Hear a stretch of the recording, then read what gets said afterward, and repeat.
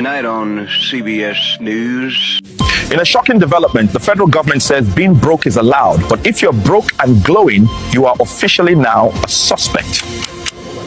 You can't be glowing more than your financial status. Look your problem. Producers have confirmed next season of Love Island will merge with the Hunger Games. Only one couple will survive the new format. Everyone else dies. Senator Buck Nutley has unveiled his Big Girthy bill, a new proposal meant to rival the Big Beautiful bill. But does size really matter? The shocking trend of labubu violation continues as more and more people are finding their dolls' holes stretched wide open and reeking of shame. If you thought Bigfoot was bad, wait till you meet his gooey cousin. A kumsquatch was just spotted in Dongwood National Forest. Did you know IKEA has released a home glory hole kit called the Fuke Hole? It includes pre-drilled panels, mounting brackets, and a stain-proof finish.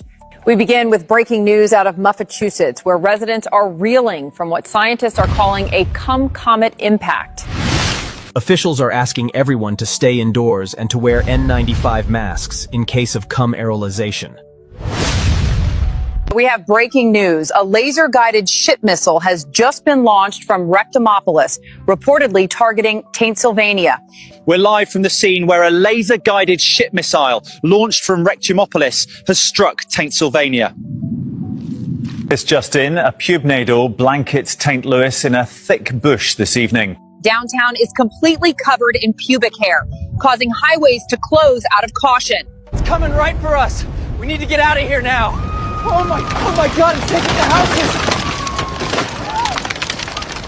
A massive gizzard has buried Kamlambus in 2 feet of donglode.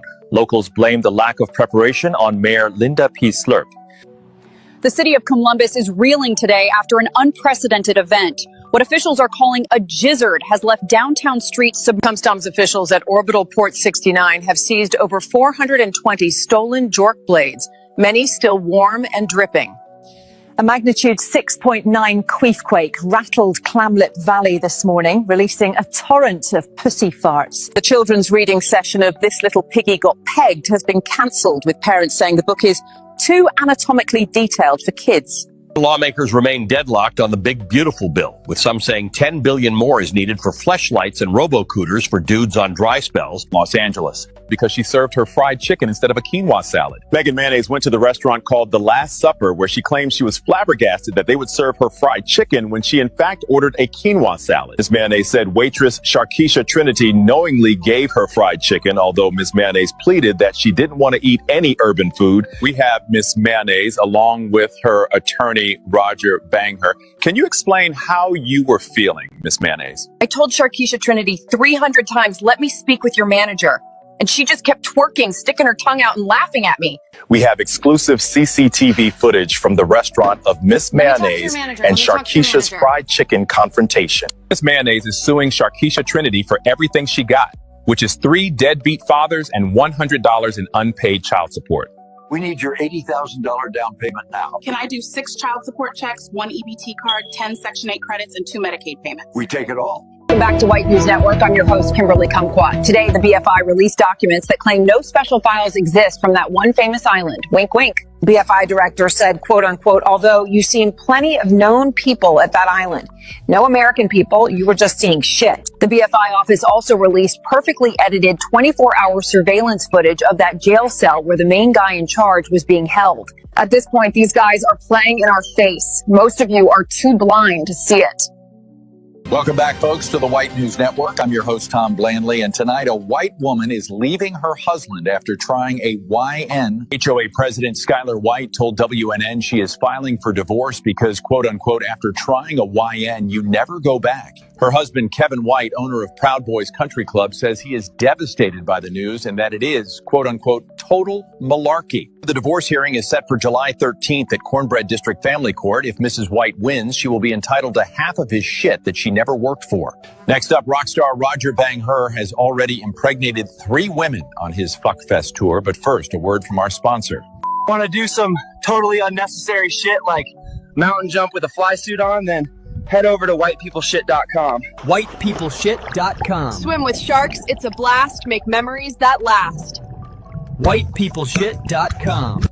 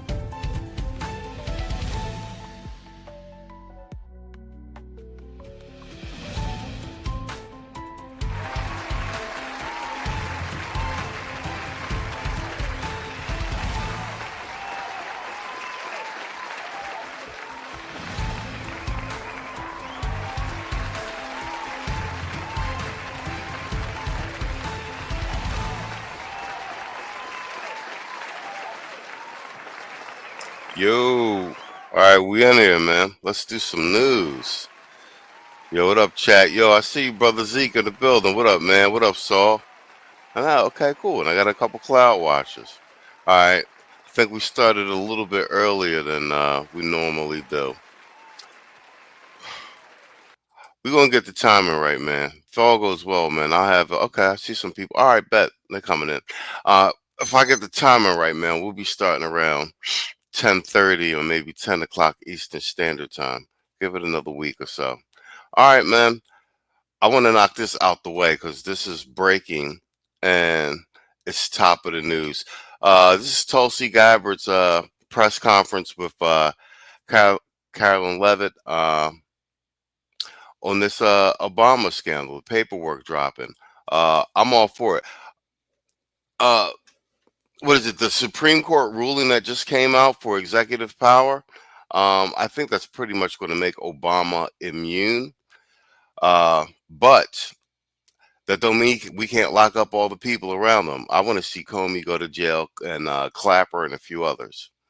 And with the support and coordination with the House Intelligence Committee Chairman Rick Crawford, today we've released a declassified oversight majority staff report that was produced in September of 2020. The stunning revelations that we are releasing today should be of concern to every American. This is not about Democrats or Republicans. This has to do with the integrity of our democratic republic and American voters having faith that the votes cast will count. There is irrefutable evidence that detail how President Obama and his national security team directed the creation of an intelligence community assessment that they knew was false. They knew it would promote this contrived narrative that Russia interfered in the 2016 election to help President Trump win, selling it to the American people as though it were true. It wasn't. The report that we released today shows in great detail how they carried this out. They manufactured findings from shoddy sources. They suppressed evidence and credible intelligence that disproved their false claims. They disobeyed traditional tradecraft intelligence community standards and withheld the truth from the American people. In doing so, they conspired to subvert the will of the American people who elected Donald Trump in that election in November of 2016.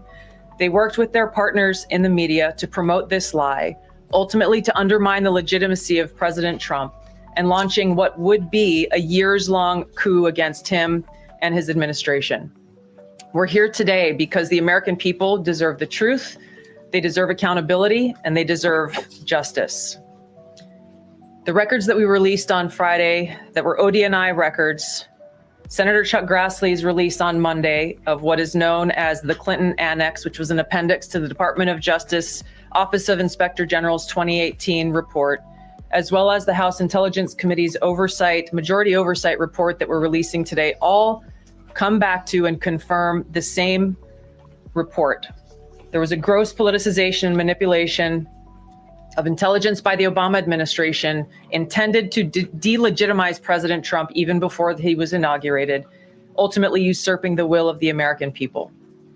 I'm going to go over the key findings from the House Intelligence report, which investigated the claims that were made by an intelligence community assessment ordered by President Obama and published in January of 2017. All right, perfect. That's 2017. That's right after Trump was inaugurated. All right, let's see what she's got. Let's see what we got going point by point. We saw some of the paperwork on yesterday's stream, but let's see. First, Putin's principal interests relating to the 2016 election were to undermine faith in the U.S. democratic process, not show any preference of a certain candidate. In fact, this report shows Putin held back from leaking compromising material on Hillary Clinton prior to the election, instead planning to release it after the election to weaken what Moscow viewed as an inevitable Clinton presidency. In the January 2017 intelligence community assessment that President Obama ordered, John Brennan, who was CIA director at the time, and the intelligence community intentionally suppressed intelligence that showed Putin was saving the most damaging material that he had in his possession about Hillary Clinton until after her potential and likely victory. The report goes into great detail about the information that Russia and Putin had on Hillary Clinton, which included possible criminal acts like secret meetings with multiple named U.S. religious organizations in which State Department officials offered, in exchange for supporting Secretary Clinton's campaign for the presidency, significant increases in financing from the State Department. All right, so that's quid pro quo. They also had documents that showed the patronage of the State Department to State Department employees who would go and support Hillary Clinton's presidential campaign. There were high-level DNC emails that detailed evidence. No news. You said I'm extremely disappointed that a black male is the face of this. I am as well, but here's my stance on this. Trump's half Kenyan and half American white. He's not FBA. I mean, and I'm firm on that, and that explains a lot of things. I think if we're just thinking psyop, this being the face, the black face of the first black American president in terms of melanation and cosplaying FBA culture, yeah, it's a kick in the teeth. But I think during this time of delineation,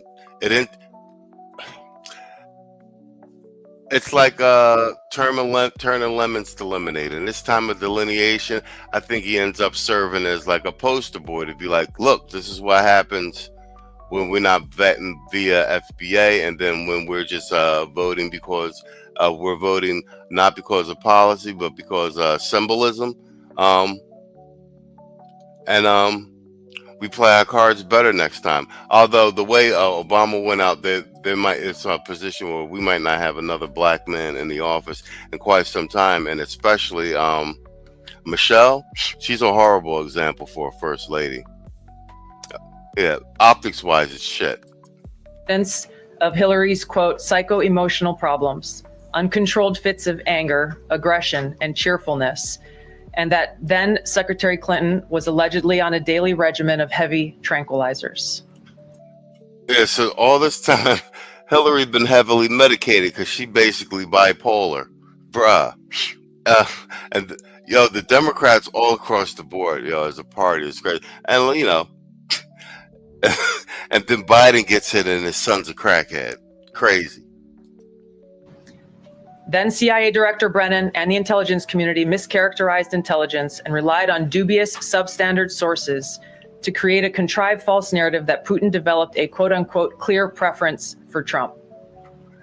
Brennan and the IC misled lawmakers by referencing the debunked Steele dossier to assess quote-unquote Russia's plans and intentions, falsely suggesting that this dossier had intelligence value when he knew that it was discredited. The intelligence community excluded significant intelligence and ignored or selectively quoted reliable intelligence that contradicted the intelligence community assessment's key findings on Putin's alleged support for Trump. Including this intelligence reporting would have exposed the ICA's claim as implausible, if not ridiculous. The intelligence community assessment omitted reliably sourced information, such as how some Russian intelligence officials were quote-unquote planning for candidate Hillary Clinton's victory, while others assessed neither Trump nor Clinton would respect Russia's interests. As was reflected in the ODNI documents that we released on Friday, multiple intelligence community assessments released in the months leading up to the November 2016 election concluded that Russia had neither the intent nor capability to impact the outcome of the US election. On December 5th of 2016, the FBI and ODNI gave the House Intelligence Committee its first post-election classified briefing, in which there was no mention of Putin aspiring to elect Trump by either agency. The Presidential Daily Brief, drafted on December 8th of 2016, stated, Yeah, I like Tulsi. She down here running through the receipts. These aren't accusations. And the paperwork's been filed, been referred to the Justice Department and the FBI. Another aspect of the Trump's over major transparency during this term We've seen more transparency. We haven't seen this much transparency from an administration. I mean, Obama held a lot of press conferences during his administration, but a lot of those were like PR and propaganda. A lot of during this Trump administration, there's him just be like, "Hey, we did this. This is what it is. We did this. Here go the receipts." So I like the way Tulsi's approaching this. It's not hyperbole. It's not sensationalism. She's marking the dated documents, giving you a brief summary of what's in the documents, and she's laying down the timeline. This looks bad. That no Russian or criminal actors impacted vote counts. This document was pulled just hours before it was to be published due to quote unquote new guidance. Well, Detroit 313 said what? They said Hunter Biden should be running for president. I think that's part of the pivot with that blatant over-the-top interview. I think he's trying to channel like the maverick thing, like Trump. I don't think it's going to play over well, but stay tuned. We're going to go through the.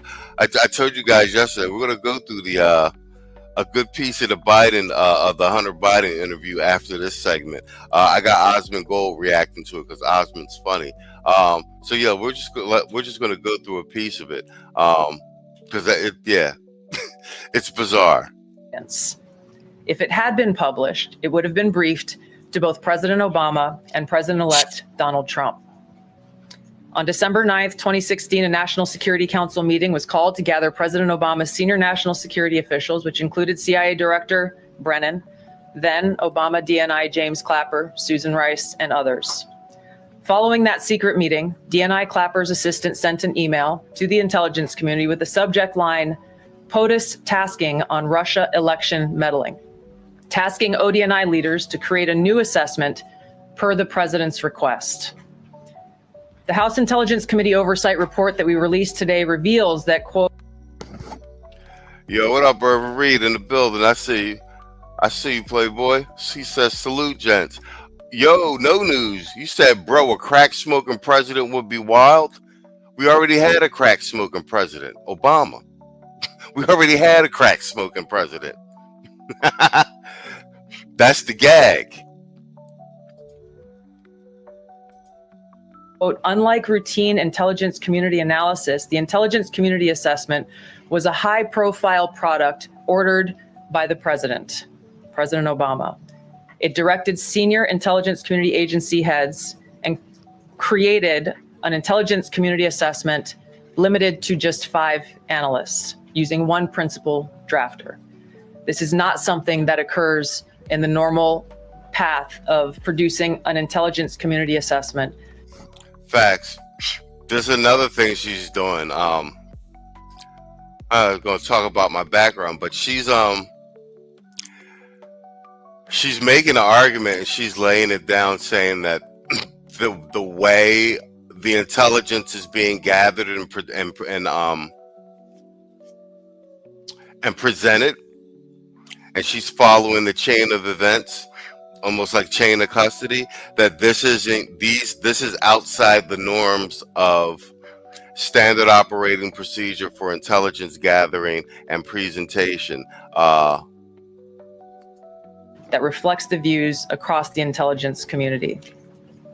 The production of this intelligence community assessment was subject to unusual directives directly from the president and senior political appointees, especially the former director of the CIA, John Brennan. The House Intelligence Committee Oversight Report also shows how later that same day, on December 9th, Brennan ordered the publication of quote unquote substandard reporting on Russian activities, which had previously been withheld from publication of prior assessments because the information was judged, quote, to have not met long-standing publication standards. Some of the information later used in the Obama-ordered assessment over the objections of veteran CIA officers was, quote unquote, unclear or from unknown sources. The Intelligence Committee's oversight report reveals that CIA Director Brennan overruled senior CIA officers who challenged the Obama-ordered intelligence assessment, stating, quote, "We don't have direct information that Putin wanted to get Trump elected. Yet, the Obama-directed assessment was published on January 6, 2017, which explicitly stated, quote, "We assess Putin and the Russian government aspired to help President-elect Trump's election chances when possible by discrediting Secretary Clinton and publicly contrasting her unfavorably to him." End of quote. The CIA and FBI, then led by John Brennan and James Comey, expressed high confidence in this judgment, while the NSA expressed moderate confidence. Yet, as the report we released today shows, the ICA, the Intelligence Community Assessment, did not cite any report where Putin indicated helping Trump win was an objective. The opposite is true. No News said dirty maggot on the presidential level. Facts. Yo, what's up, Lord of Brooklyn? I see you, man.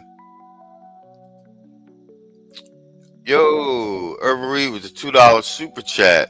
So when it comes to Obama, he said hashtag F all you hoes. But here's the political boo thing tax. Yeah, man. Tulsi, good look. Look, I've been telling you, she looked like Rogue from the X-Men, and with the white cream suits. Yeah, like I said, Trump. One of the best things Trump did is that people in his cabinet and people he's put all his cabinet members out in front of the press and they're all camera ready. Man, fuck all you hoes. Fuck you and your mammy and your granny too. Fuck all you hoes. I'm sick of this shit. Fuck all you hoes. Don't give a damn, bitch, what you wanna do. Fuck all you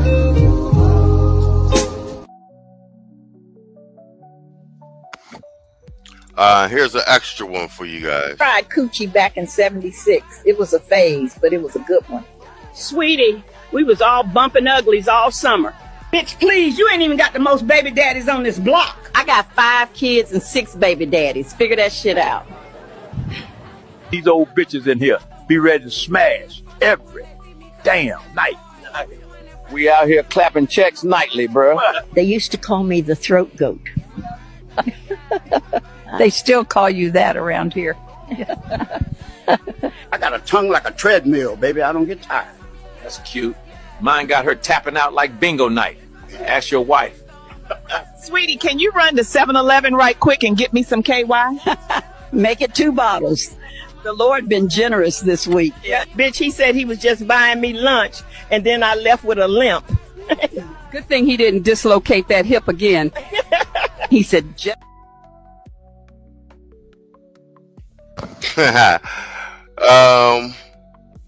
No News, you said, did I get the AI Epstein drop? Hold on.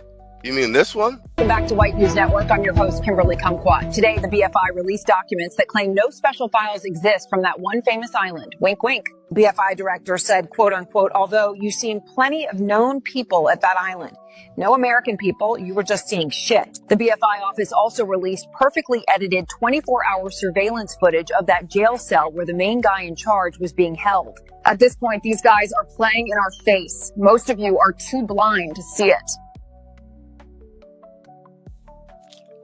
If it's a different one, I'll check the email. I'm still going through all your links, downloading them and putting them on skins.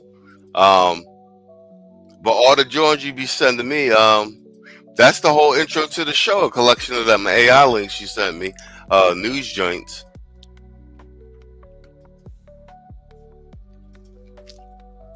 With regards to the Steele dossier, we now know that one of the source documents that the Obama administration used in the creation of this intelligence assessment in January of 2017 was none other than the discredited, unverified Steele dossier. The House Intel report states, quote, contradicting public claims by then CIA Director Brennan that the dossier was not in any way incorporated into this intelligence assessment. The dossier was referenced in the intelligence assessment's main body text and further detailed in a 2-page assessment annex. John Brennan lied, and he denied using this dossier in this intelligence assessment that President Obama ordered because he knew it was discredited It was a politically motivated, manufactured document. He directed senior CIA officials to use it anyway. CIA officer told the House Intelligence Committee staff as they investigated this, quote, "The director of the CIA, John Brennan, refused to remove it. And when confronted with the dossier's many flaws, responded, quote, yes, but doesn't it ring true?" Even the bipartisan Senate Select Committee on Intelligence report published in 2020 criticized the FBI's handling of the Steele dossier, noting its completely unverified nature and purposeful sidestepping. Yo, she did her homework, bro. She did her homework. She ain't here like a lawyer at this press briefing. This press briefing. This is bad. Like I said, Obama's an ex-president. He's got too much clout. He's got too much influence. Too many people owe him favors. And the Supreme Court ruling that was in Trump's favor just now basically gives the executive office immunity, and I'm sure they're going to want that to have that be applied retroactively. But like I said, nonetheless, there's a lot of small. That don't mean all the small fish around them can't catch charges. And general consensus is public. We want to see somebody go to jail, and especially someone tried for treason. And the bottom line is, a lot of these guys need to be arrested, even if you can't get Obama, because we need to reinstall fear and consequences. These bureaucrats have gotten too comfortable with acting with impunity. Of intelligence community procedures in its use. Now, President Obama, Hillary Clinton, John Brennan, James Clapper, James Comey, and others, including their mouthpieces in the media, knowingly lied as they repeated the contrived narrative that was created in this January 2017 intelligence community assessment with high confidence as though it were fact. John Brennan, as CIA director, stated in a memo to his agency staff in December of 2016, saying, quote, "There is strong consensus." Yeah, she got John Brennan in her sights, and you're right. They did put her on that watch list, had her under surveillance. And like I said, a retired CIA director can go to jail. So I said, get Brennan, get Comey, get Clapper, and they're white guys. Throw them in jail. And a whole bunch of, like I said, they put Steve Bannon in jail for nothing, and he did his time in the feds, like standing on his head, like what? Among us on the scope, nature, and intent of Russian interference in our presidential election. This was reported by NBC News, confirming that Brennan, along with James Clapper and James Comey, agreed with the CIA's assessment that Russia intervened to help Trump win the presidency. As Obama's director of national intelligence, James Clapper was tasked with overseeing the creation of this assessment in January of 2017 by President Obama, and he expressed confidence in its findings. In a 2018 interview with the Harvard Gazette, he talked about how he provided Trump with the same classified assessment that President Obama received, which included the high confidence judgment that Putin directly ordered the hacking and election interference. Clapper then went on to add, "I think the Russians, actually influenced the outcome." This is a brief summary of the details that you'll find within the House Majority Staff's report in their investigation into the Obama-directed January 2017 intelligence community assessment that leads us to the very same conclusion that we announced in the release of our documents on Friday. The implications of this are far-reaching and have to do with the integrity of our democratic republic. It has to do with an outgoing president taking action to manufacture intelligence to undermine and usurp the will of the American people in that election and launch what would be a years-long coup against the incoming president of the United States, Donald Trump. Thank you. Hey, everyone. Damn, that is bad, bro. And here's the thing about that as well. Tulsi Gabbard's not a Republican. This is why this is so damning. She's the DNI. This is investigation from her department. She's the one spearheading the referral over to the Justice Department. and the FBI. But Tulsi Gabbard was a Democrat. And then she also joined with JFK, with Rob. So Trump absorbed them into the party this past election. So she's not even, they can't even paint this as like MAGA inspired agenda against the Democrats and Obama. She's not a Republican. She's not even a MAGA Republican. She was a Democrat. So just the optics on that. Once again, I think the consensus of the general American public is they want to see somebody go to jail, and someone should go to jail. I've been saying for a good while, to myself, that a lot of this behavior is treasonous. All right, I wanted to get that out the way for the public record, and also because that's fresh. And hearing it directly from the DNI's mouth at the press conference, that's the best way to do it. I didn't want anyone reporting on it. But everybody know Hunter done crashed out. Like, that's been trending the last 48 hours. I did some news coverage on it yesterday, but I actually want to go through a good piece of the actual interview because it is hilarious and comedy gold. And this is Osmond Gold reacting to it. So I get an extra set of color commentary on it. So let's just go through some of this madness. And I swear this dude was high during this interview. Andrew interviewed Hunter Biden. He interviewed Hunter Biden, and it went exactly the way that you thought. Do you know what I mean? Like, well, because they think cocaine, Scarface, very cool. Yeah. Crack cocaine, they think The Wire. Oh, in that sense, oh, absolutely. You know what I mean? Like, they don't know how similar the chemical compounds are. Well, the only difference between crack cocaine and cocaine is sodium bicarbonate and water and heat. Literally. That's it? That's it. And those things are pretty much free. Yo, I was saying this yesterday. Yo, Hunter really know how to cook crack like a pro, bro. Like, and he was really getting into it. He was excited. He knows how to cook crack, bro. If you go to like a science store. This is free. You can go to your neighborhood convenience store and just get. Anyway, I don't want to tell people how to make crack cocaine, but it literally is a mayonnaise jar, cocaine, and baking soda. How different is the experience? It's vastly, vastly different. And like for real, I feel really reluctant to kind of have some euphoric discussion. I know you're not asking me to do that, but have some euphoric discussion about crack cocaine. I think this might be kind of the opposite here. Okay, no, it's the exact opposite. I'm saying I don't want to have the experience of some euphoric recall. That's how powerful crack cocaine is.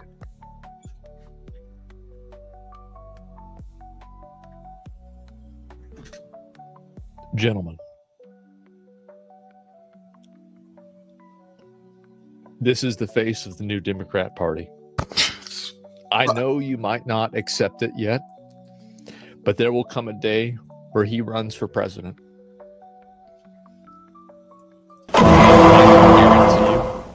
I think he's going to win the fucking primary. I do.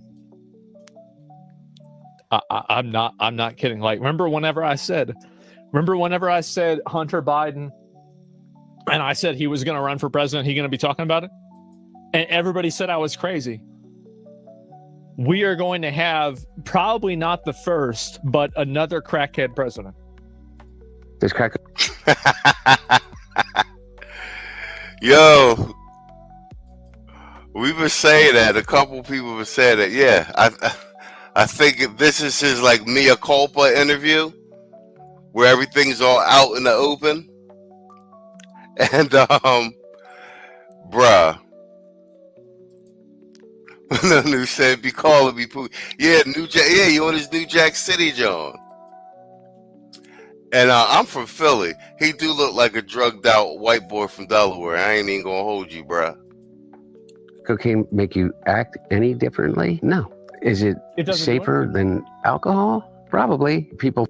Are you serious? Crack cocaine don't make you act any differently.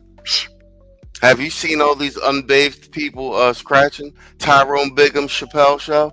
What are you talking about, goofball? He's saying it's not as bad as alcohol? I drink some scotch from time to time. They ain't never want to make me sell my kids. People think of crack as being dirty. It's the exact opposite.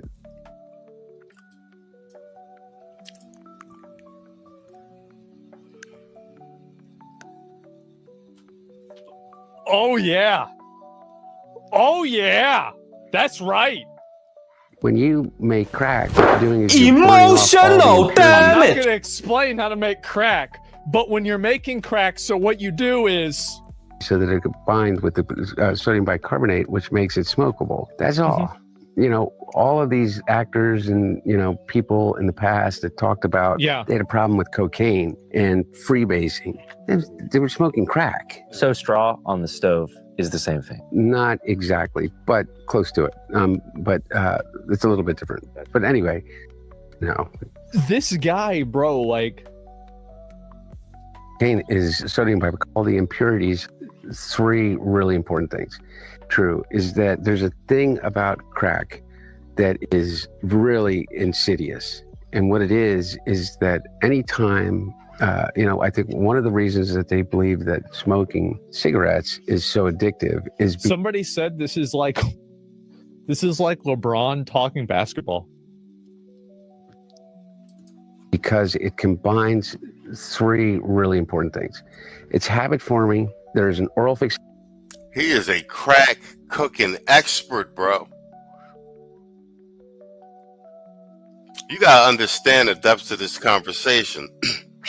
This is the son of a senator and a president. And his knowledge of cooking crack is that of a high-level drug dealer and user. And there is ritual combined with it. And so the idea of hand He's in his game, to mouth is a habit and a fixation that we learn very early, even as children. With a pacifier, with a spoon, with your thumb, to even to breastfeeding. Okay, so that really, I don't want to get into the psychology of it because I'm no expert, but I do know this, is that you combine with that ignition, combustion, and then you combine the ritual. You have your cigarette in the morning. Yeah. You have a cigarette when you get out of the car. That's a lot of crack. You have your cigarette with your coffee. That's a lot of crack. crack. Is that on steroids? That's it's over and over. There's ritual to it. There's a ritualized part of it. The combination of all of those addictive behaviors together. He is really philosophizing and doing a psychological breakdown on smoking crack on national TV after he was been in the White House with his father for like the last 4 years. And the question is, when the feds couldn't figure out whose white substance in the bag that was in the office, in the White House, you know, because they found white girl and Schnauder in the Oval Office, and they couldn't figure it out whose it was. Why didn't they ask the crackhead philosopher over here to figure it out for him? You know, it was Hunter's coke. Becomes like really powerful. And the drug in and of itself is a more immediate euphoric sensation. Didn't he just say he didn't want to get into how euphoric crack was? And connected to it than, in my experience, cocaine alone. Does it require more frequency to maintain the high? Yes. Yes. And the capacity to use more than you could otherwise with powder cocaine, just physically to be able to ingest it. So you're kind of saying that cocaine reaches a certain plateau of euphoria, crack takes where you can't necessarily get any high. Reverie said the crack whisperer. That's funny. In my experience, yes. This is like a PSA. If you want to completely, utterly fuck up your life, you know, I don't think that anything is necessarily, oh, you do it once you're addicted. But there's about the closest thing that... He's like, well, you can do crack once if you want to see what it's like. You'd be fine. Don't worry about it. The statement could be true would be with crack cocaine. Yeah, at least he's honest about this. Yeah. And what's so... Perfect Square said crack is Aurelius. Oh, that's funny. So crazy is he is just straight up with it. That's what's so wild about this. He just goes and says this shit. But fuck him. Fuck him. Fuck him and everybody around him. I don't have to be fucking nice. Number one, I agree with Quentin Tarantino. Fucking George. Yeah, you see that F him outburst? He's high, bro. I've been around high people a lot. Clooney is not a fucking actor. He is a fucking I don't know what he is. He's a brand. And by the way, and God bless him. You know what? He supposedly treats his friends really well. You know what I mean? Buys them things. And he's got a really great place in Lake Como. And he's great friends with Barack Obama. Fuck you. What do you have to do with fucking anything? Why do I have to fucking listen to you? What right do you have to step on a man who's given 52 years of his fucking life to the service of this country and decide that you, George Clooney, are going to take out basically a full-page ad in the fucking New York Times to me and James Carville, who hasn't run a race in 40 fucking years, and David Axelrod, who had one success in his political life, and that was Barack Obama. And that was because of Barack Obama, not because of fucking David Axelrod. And David Plouffe, and all of these guys, and the Pod Save America guys, who were junior fucking speechwriters on Barack Obama's Senate staff, who have been dining out on the relationship with him for years, making millions of dollars. The Anita Dunns of the world, who's made $40-50 million off the Democratic Party. The thing is, yeah, he's actually cooking. Now, what's he cooking? Well, they're all going to insert their judgment over a man who has figured out, unlike anybody else, how to get elected to the United States Senate over 7 times. How to pass more legislation than any president in history, how to have a better midterm election than anybody. You guys are laughing now, but he's going to run and he's going to make. So let me get this straight. The 2 most well-reasoned normal. John Sniff. Perfect Square said Niccolo Crackavelli. Oh my God. At Freebase. Yo, wildin'. That's funny as hell. Osmond's right though. Everybody's laughing, but yeah, he's gonna run. People in the Democratic Party are a guy with brain. Yeah, because they got nothing. They got nothing. They got nobody. They got nobody for Vance. And I got a by the numbers segment with a Vance versus a Newsom election simulation joint. If Kwame Kaiju, a Quiet Storm pop up, we'll do that. So we'll do that segment. Damage from a stroke and a crackhead.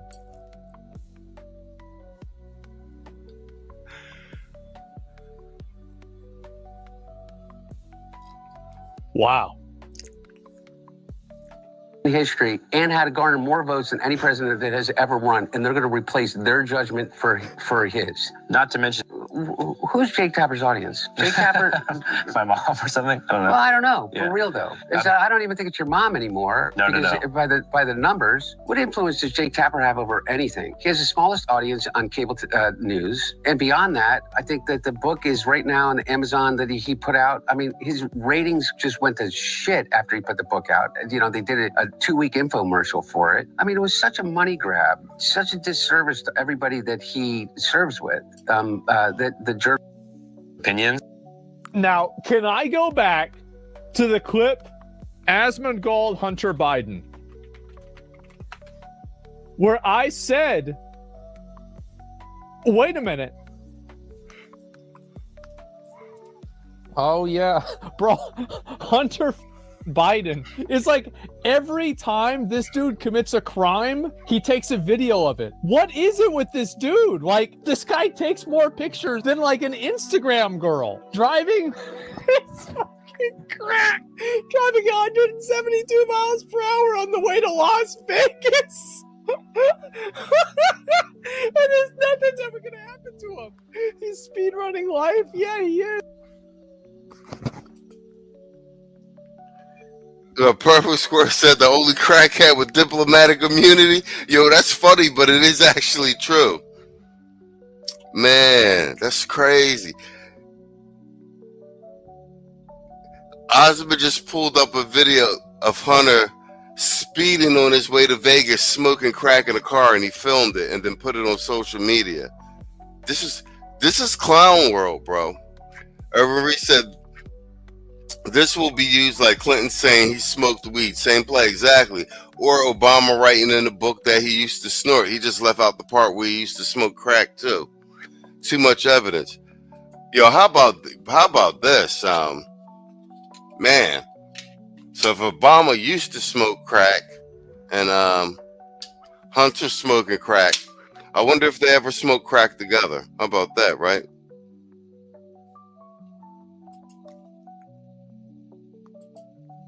You know what this reminds me of? It reminds me of XQC playing Grand Theft Auto, except it's a real person and it's real life.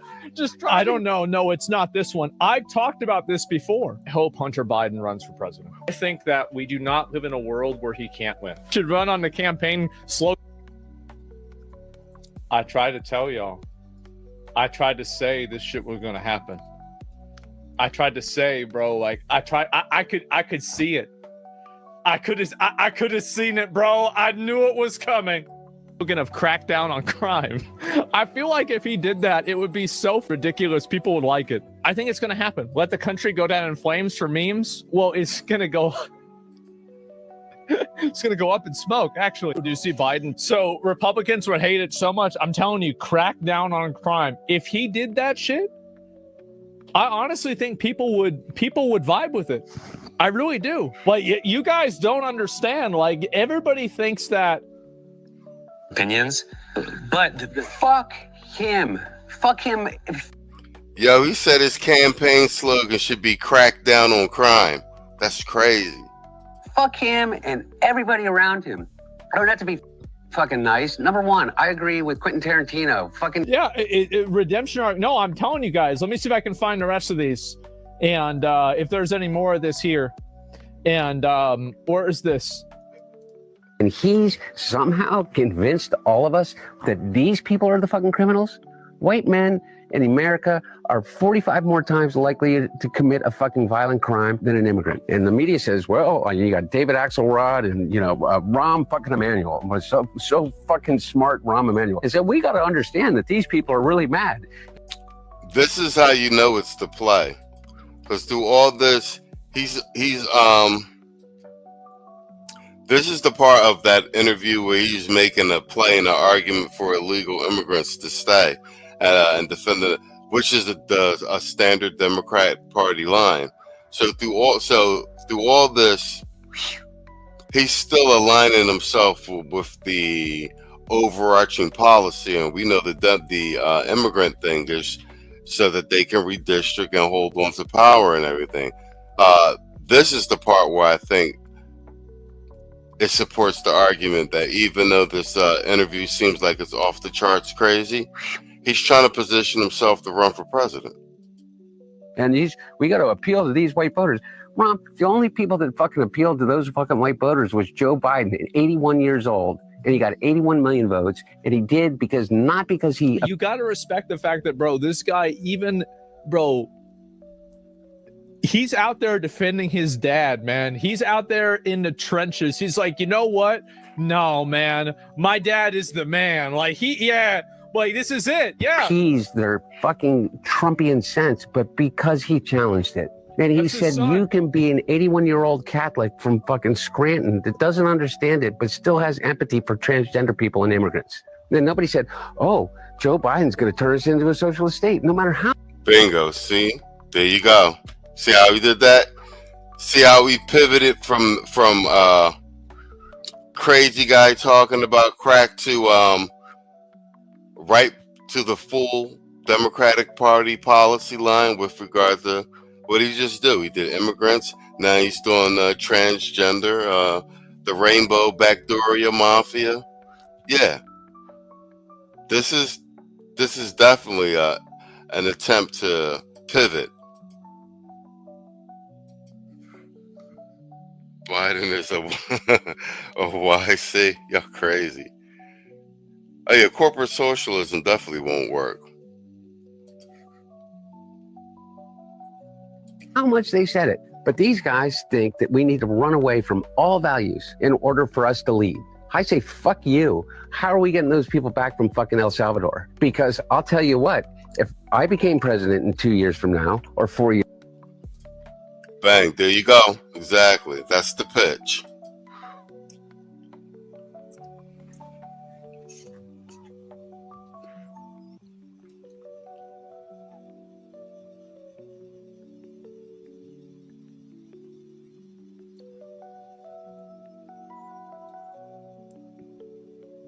I told y'all.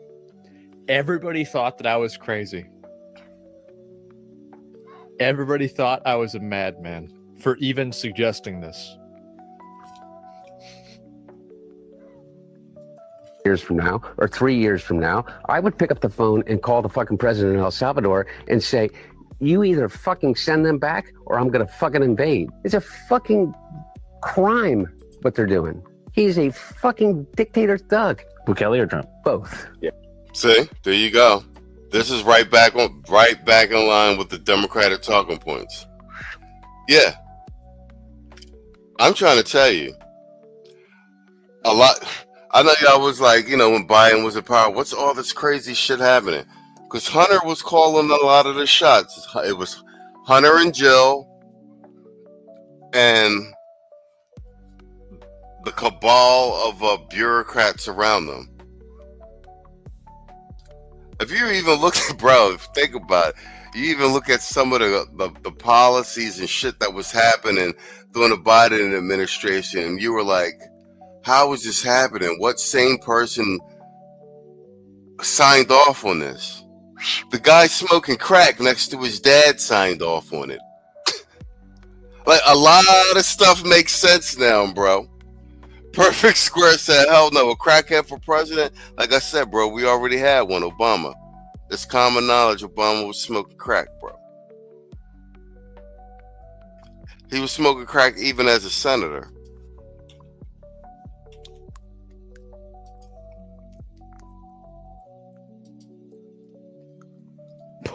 Both. Oh my God. I think that Hunter Biden, this is the worst part. I think Hunter Biden in this interview makes more sense than most Democrats. I think he does. Yo, as crazy as that statement Osmond just made, he is right.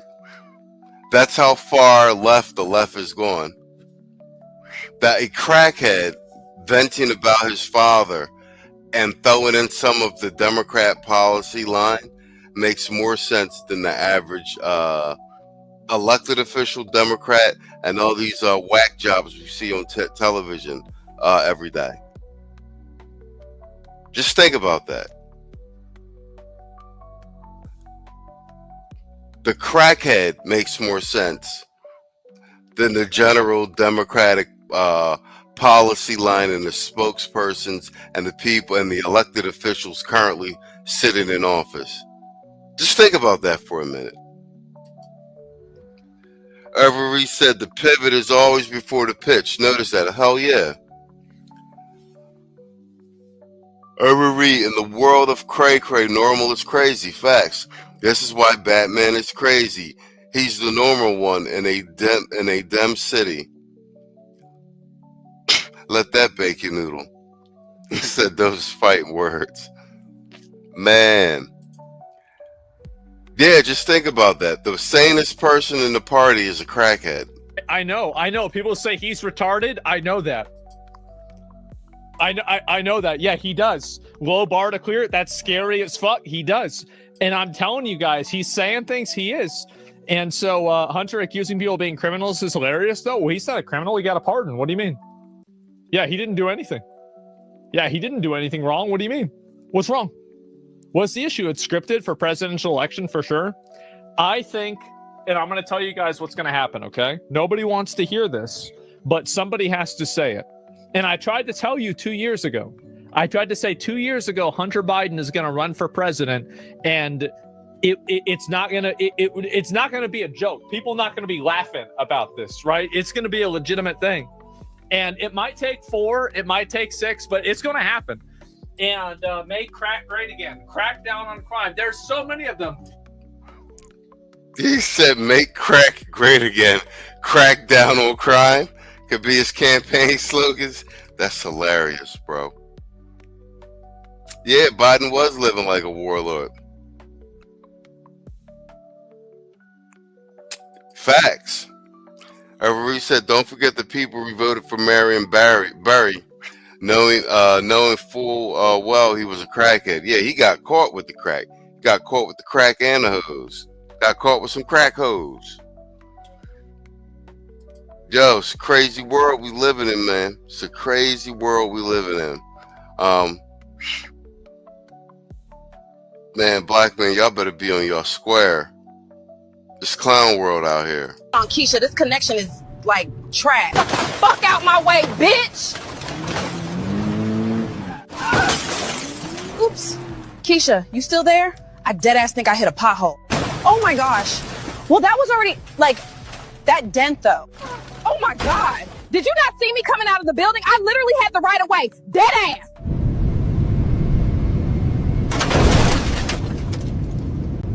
Literally not my problem.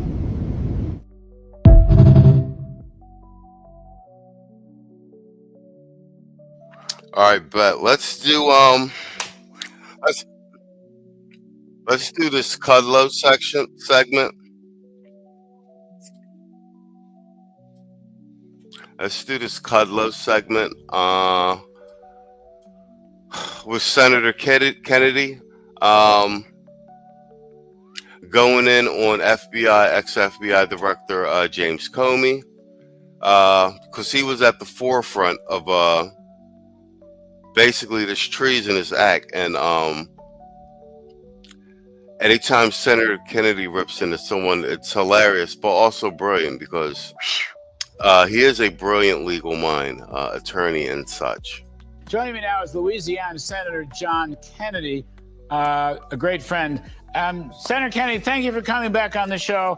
Before we dig into the Tulsi Gabbard, so forth, I want to clear the air about yesterday and the interrupted interview. A lot of lefty medias are saying things they shouldn't say. As I understand it, what happened was your IFB, your wire broke down, and you had a lot of noise in your ear, and you had to stop talking because you couldn't get anything through. Now, if there's something different there, you tell us, but I think that's all that happened. A lot of people are making conclusions about your health that they have no business making, sir. Well, yesterday I was on your show. I enjoyed it. I was just yapping away, and all of a sudden, my earpiece blew up. This one, it sounded like a 747 was taking off. Man, my ears are still ringing. Anyway, so I assumed we were up there. I just stopped talking, and I didn't start talking again until I could hear you. And I don't know, some of the rags up here they've got all kind of stories that I had a brain freeze live on TV, or a stroke, or caught an STD live on television or something. I don't know. I know this will come as a shock to you, Larry, but not everybody in Washington likes me. And so when they can see an opportunity to try to start a rumor, they do. And that's what happened. But anyway, I'm okay. I'm here. I'm back here today. I'm full of piss and vinegar, and I'll be glad to answer your question. Well, yes, sir, 100%. That's why we want to get you back for your opinion. I'll even, if you want to and we have time, I'll even do an old man backflip to show you that I'm okay. Not necessary. Not necessary, by the way. I would just say, not everyone in Washington likes me either. And imagine doing this for a living. This IFB is in my ear all the time. And sometimes it just doesn't work. That's all there is to it. Okay, well, it's a great pleasure to have you back and weigh in. So this is a criminal reference regarding Obama, directly pointing to Obama, according to DNI Tulsi Gabbard. What you've got here is, I think, a lot of treachery, a lot of betrayal. You've got a lot of sedition going on. You are an attorney, among other things.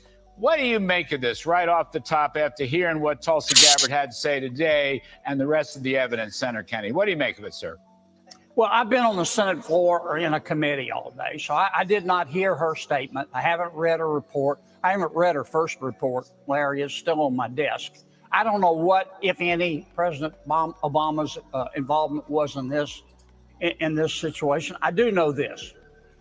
James Comey, Brennan, Clapper, those are nasty, mean people.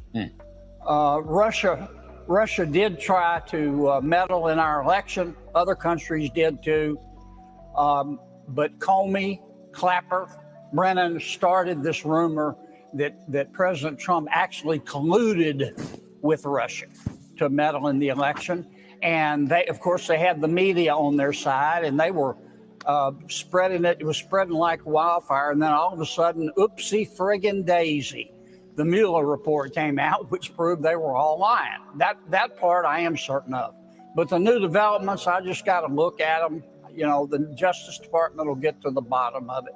Well, it just seems. But the cast of characters we're dealing with, Comey, Clapper, Brennan, as I think I was saying yesterday, I don't know if you heard me or not, but Jesus loves them, I'm sure, but everybody else thinks they're an idiot. Well, that's yes, we heard that part. That's why I love the word sedition. Molly Hemingway's word, sedition, betrayal. I mean, look at Senator, from what we know, from these reports, and now she's declassified these documents so everybody can read them.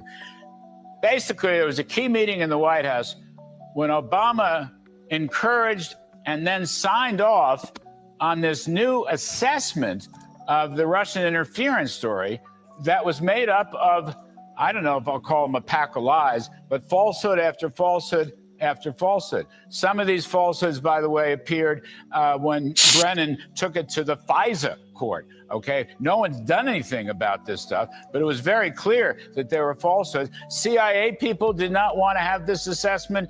You've got whistleblowers coming out of the woodwork. It seems like they were aiming directly at Trump. One last point, Hillary Clinton comes into this, right? Hillary Clinton or her campaign or her foundation or something. Hillary Clinton financed this guy Steele, who was a lying, fired FBI informant, but they began to try to, pass his stuff off as real. All this in this assessment center. Something's definitely terribly wrong about this. Well, again, Larry, I don't know yet. I haven't read the documents. What, if any, President Obama's involvement was. I do know that Clapper and Brennan and Comey worked for him. And these are not professional law enforcement officials or national security officials. These are mean, nasty people. They're political hacks. And those three have done more to tear down the institution of our intelligence agencies and the Department of Justice and the FBI than anybody in the history of this country. They better hope there's not a just God like I believe in. And that part I know is true. The rest of the part, I'm going to depend. I'm sure the DOJ and FBI will get to the bottom of it. The same crowd cooked up the lies about the Hunter Biden laptop, you may recall, later on, where the FBI had actually had possession of the thing a year before the story broke out, but they made the 51 intelligence officers or retired intelligence officers. This was the handiwork of the same crowd. Brennan, Clapper, by the way, add Jake Sullivan, who was National Security Advisor once upon a time. He was involved in that. Turns out the whole thing was a lie. They knew all about it and all the stuff that was inside it. I mean, it just seems to me there has to be some consequences here. Well, you know who else made the Hunter Biden laptop miscue happen? It wasn't just the guys that you just mentioned and that I just mentioned. It was the media. Yes. It was the then owners of Twitter. It was Facebook. They all said the Hunter laptop isn't real, and the FBI had it for months. They knew it was real, and I asked the then director of the FBI. I said, "Look, why did you not step up and say, hey, man, the laptop's real. I've got it here at the FBI." And he said, "Well, I didn't want to look political." I mean, you know, look, this stuff stinks. Everybody knows it stinks. American people know what's going on, and we'll get to the bottom of it. Let me shift gears just a little bit. Okay. This terrible killing in New York, two criminals with long records, illegals, who shot up this border agent. And now the administration looking at that basically is saying they want to double up and go after, I don't care whether you're a sanctuary city or a sanctuary state. I don't care what the local mayors are saying.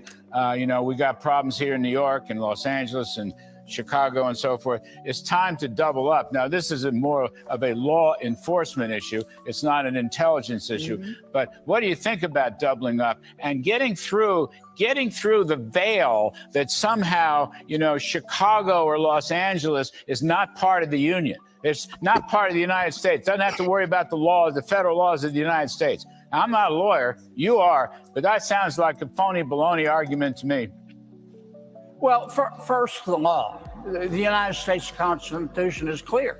The federal law is the supreme law of the land under the Supremacy Clause. Mayors in Chicago and these other cities can't just ignore federal law. They may not like it. That's fine. They're entitled to their opinion, but they've got to follow it. And they're breaking the law when they not only don't follow it, but when they try to obstruct. And they should be Risha, how many ways can this guy say they can go to hell? Oh man, I had to sort of scream. $5 super chat. Urban Reed said, "Black men are both the final boss and final prize. Be the dragon that protects its treasures. Everything that everyone is talking about is about us. That's facts. Hashtag F all you hoes."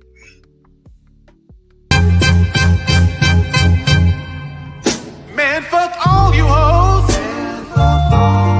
Fuck you and your mammy and your granny too. Man, fuck all you hoes. I'm sick of this shit. Fuck all you hoes. Man, fuck all you. Don't give a damn, bitch, what you wanna do. Man, fuck all you. And for good measure. We got more pricing games coming up in the second half of the show. Don't go away, folks. We got more pricing games coming up in the second half of the show. Don't go away, folks. We got more pricing games coming up. All right, bet. Let's we'll get back to this real quick. Prosecuted. Point two, most members of the Democratic Party, not all of them, but most members are going along with all this. And I just don't get it. I don't get it on the policy, you know, not obeying the law. I don't get it on the politics. 77% of the American people support a secure border. I mean, the Democrats just believe in an open border. They're entitled to do that. This is America. I think it's stupid. It's bad policy and bad politics, but they believe it. But they can't act on it. You know, they can't. All President Trump is doing is enforcing the law. And I never have gotten this issue for the Democrats. I mean, it's one of the reasons they got beat, and they'll continue to get beat. American people just don't support open borders, and the Democrats feel like they believe in open borders. They think if you want to vet people coming into your country that you're a racist. I don't think you're a racist. I think you're prudent. You know, we got a guy here running for mayor in New York. Trump calls him Mandami the commie. Mandami the commie. That's funny. Actually, the point that Senator Kennedy just made is a good one, and just a caveat to that. So yeah, if you're against open borders, you're racist. That's a common Democratic trope. I think it sucks for them now, from a policy and messaging standpoint, as they continue to try and push that talking point. Because now with this delineation, in terms of FBA and whatnot, you got a lot of blacks against the immigration policies as well. And you guys see the progression. You guys been with us all the way through election season, all the way up to the inauguration, and then following now that we're marching toward the midterms. It was mostly, us black men on this side of the sphere, for the closed borders, and saying that Trump's policies with the deportations and everything were going to be good for black men with regard to jobs. A lot of the blue collar stuff, plumbing and trucking, construction, et cetera. And we've been seeing that play out on social media. Brothers posting on social media, I just got hired right on the spot today, blah, blah, blah, blah, blah. All these extra jobs opening up in the trades and labor, right? And now with this delineation thing, with the FBA thing, you see it's the key. I've been watching this trend most of the day. Keisha's on TikTok talking about, because here's how the demographics break down. YouTube is primarily long form content, and it is in terms of its viewer base, it's over 80% male. TikTok is short form content, and it is overwhelmingly, in terms of viewer base, women and the Backdoria side of things, the Rainbow Gang. So all on TikTok, I'm seeing it's everywhere. These chicks talking about on August 1st boycotting all African businesses, and they're talking about restaurants and stuff, but they're talking about primarily all these braiding salons and stuff like that. And then you see in the African Keishas get on there and clap back. So yeah, that whole Democratic talking point about being against open borders is racist. That don't really play out when you got FBAs on the boat too. You feel me? But he's another guy, if he's elected mayor, he's 30-something years old, radical left, socialist, communist, whatever label you want to put on him. He wants to keep all the ICE agents out. He's an anti-Semite. He wants to keep Benjamin Netanyahu out. As you know, New York City, largest Jewish population in the world outside of the state of Israel. He wants to raise taxes, of course. He wants grocery stores to be run by the city or the state. He wants to tax, in particular, white billionaires, as he put it. If you get a guy like that, he becomes the head of the spear for the Democratic Party this summer. I mean, I think that plays into the hands of Republicans, or that plays into the hands of everybody who's sensible, who has common sense, whatever your political party is. What do you make of that story? If I didn't know any better, Larry, I would think that Mr. Mamdani, it was a Republican plan. Yes. I mean, yes. Look, this is America. You're entitled to your opinion, but he is clearly a neo-socialist. If the people of New York, excuse me, if the people of New York elect him, I hope they don't like eating and living indoors. He's in the foothills of goofy. Yeah. And my attitude is he's just part of our effort of Operation Let Him Speak. Yeah. Yes. I don't understand why 3/4 of the Democratic Party have not renounced this gentleman. Yeah. And I'm not saying he's a bad person. I don't know him. Yeah. But I don't know why 3/4 of the Democratic Party hasn't renounced this guy. They haven't renounced him because they ain't got nothing. They got nobody to run.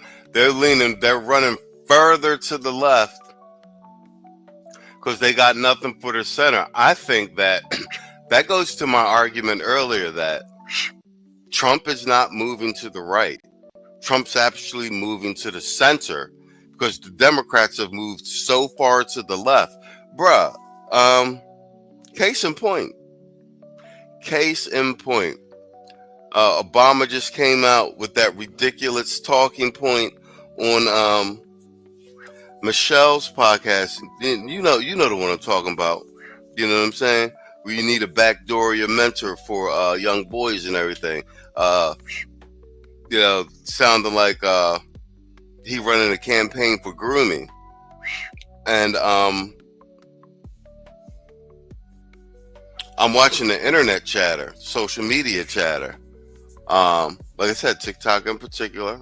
Bro, and there's so many black women as well as black dudes, one addressing the comment, but a talking point that we popularized over here about how the Democratic Party is the party for backdooria and all this strange stuff, and all Democratic men are suspect. And then I'm seeing mad dudes, and I'm talking about not influencers, regular people who turned their camera on. And Keisha's talking about, I'm just about done with the Democrats. You know what I mean? Show me, that talking point has caught fire, bro. And Obama ain't doing no favors, bro. Obama did not do them any favors. All right, good. I want to do this segment with Victor David Hanson. This is one of my favorite political commentary guys. I was surprised to find out that Tito likes it too. Tito had hit me the other day. He was like, I just was listening to Victor David Hanson. I'm like, you listen to Victor too? But he's a hell of an intellectual. And I haven't seen this all the way through. But this is more so commentary on he's doing a fair-minded intellectual commentary on Trump's first 6 months. Because we keep talking about here, man, Trump's only been in X amount of time. Look how much he's gotten done. It's incredible. And Cheeto covered this today. I'm going to have to do my research to do a segment. More than likely, maybe Sunday. And if there's follow-up research where I could cover it on a news desk, I'm going to do it. But if you're not subscribed to Tito, I'm pretty sure everybody here is. But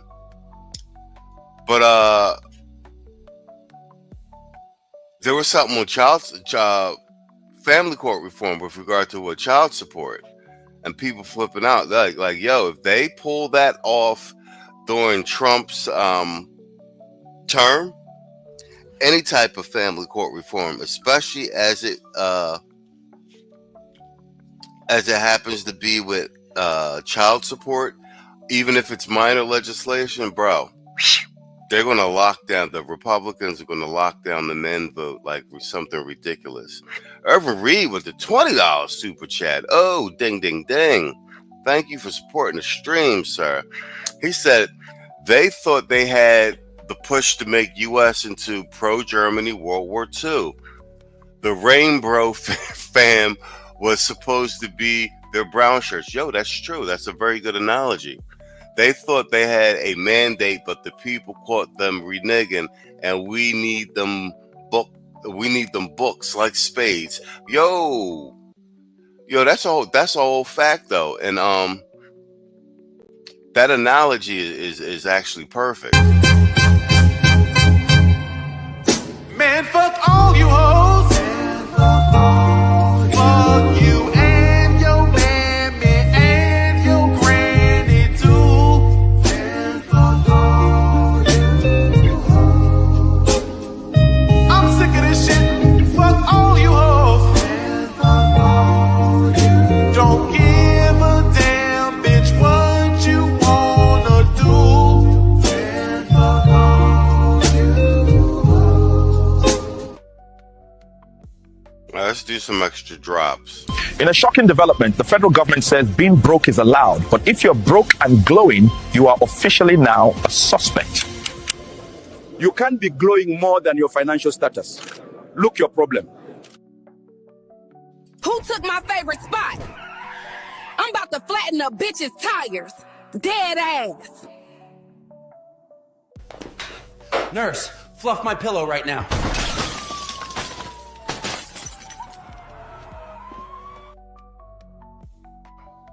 All right, bet. Quiet storm in the building. I see you, Playboy. Said we up in here. Bet. Oh, and Red Lion, what up, Playboy? I see y'all piling in here a little bit. All right, let's all right, we at the 1 hour 22-minute mark. Oh, let me say, tomorrow's Thursday, so tune in tomorrow. I think we're gonna do about 9 p.m. Eastern Standard. We'll have our Obsidian on again with another episode of the Sit Down. So basically, Obsidian's here every Thursday. Like, that's our new show called The Sit Down. I think this will be episode 3.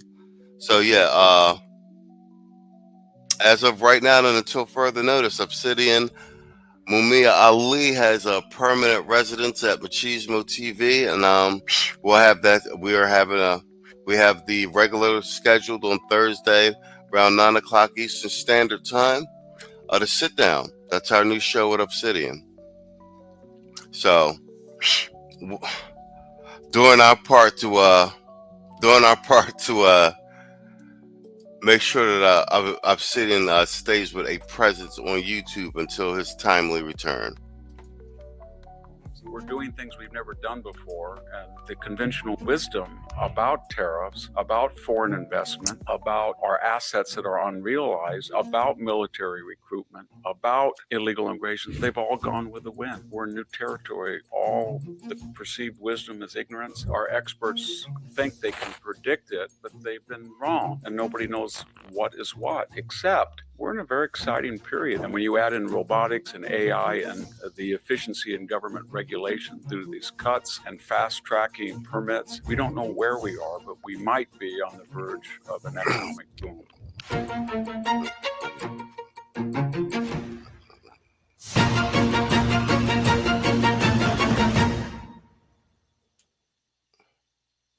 Hello, this is Victor Davis Hanson for the Daily Signal.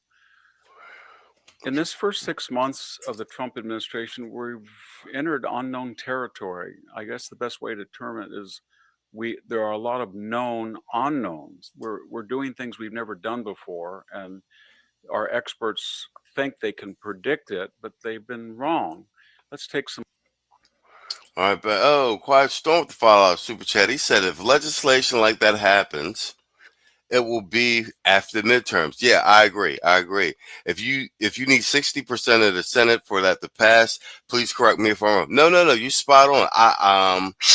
I've reiterated that a few times that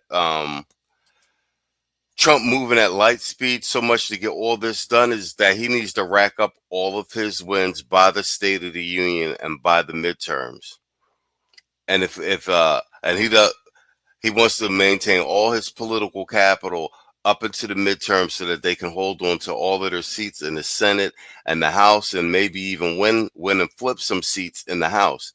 If that's the case, then he can go balls to the wall after midterms because he doesn't have to worry about any down ballot elections and losing any political capital or influence. And he's considered a lame duck after the midterms anyway. So he can go on his rampage because he don't got to worry about being reelected or whatever. And they've already secured the House and the Senate. So I think that's the long play. I definitely think that's the long play. And, Trump's good at this 4-dimensional chess thing. Man, fuck all you hoes. Fuck you and your mammy and your granny too.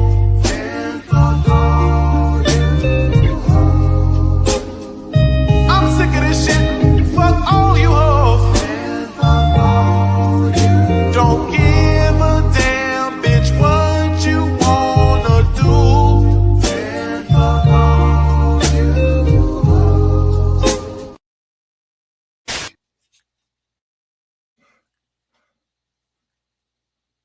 I used to say silly things like, where are all the good men at? Until I started taking accountability. Now I know I'm just an ain't shit ass bitch. Maybe I am the problem. Maybe I am the problem. Maybe I am the problem.